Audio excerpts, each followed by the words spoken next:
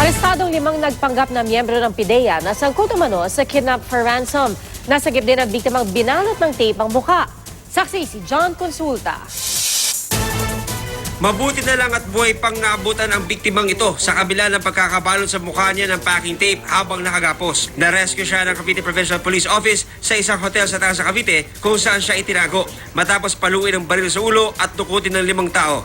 Nagpanggap muna silang kliyente para sa kanyang buy and sell business bago nagdeklarang mga ahente ng Philippine Drug Enforcement Agency. Ako lang ho ang sinakay. Sabi, PIDEA sila. So, sir, tinali na nila yung packing tape, minaskin tape yung mga mukha ko. Nilagyan ako ng busal. Wala naman po akong atraso. Natuntun siya matapos makorner ng mga pulis ang 5 suspect na hindi pala PIDEA agents kundi miyembro umano ng isang kidnap for ransom group. Hindi na nila itinanggi ang akusasyon. Isa sa kanila, sinasabing close-in bodyguard pa ng isang mayor sa Cavite. Paano mo sa ginawa? Ganun, inikot-ikot lang po sa sa mata dito at sa sa paa. Ilagay mo ng packing tape yung mukha.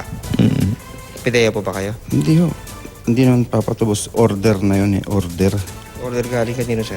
Order ng galing sa taong kausap ng leader namin.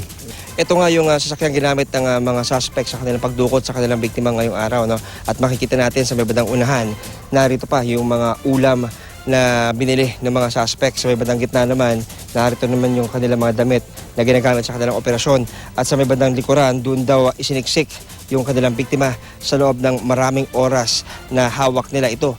Sinasabi ngayon na pakay ng Provincial Intelligence Branch ng Cavite Provincial Police na alamin kung sino-sino pa ang naging posibleng biktima ng naturang grupo. Bukod sa mga peking ID ng pulis at PIDEA, na-recover din sa mga suspect ang ilang matataas sa kalibre ng baril at granada. Kakasuhan sila ng kidnapping, extortion, serious physical injuries at usurpation of authority. Ako si John Consulta, ang inyong saksi.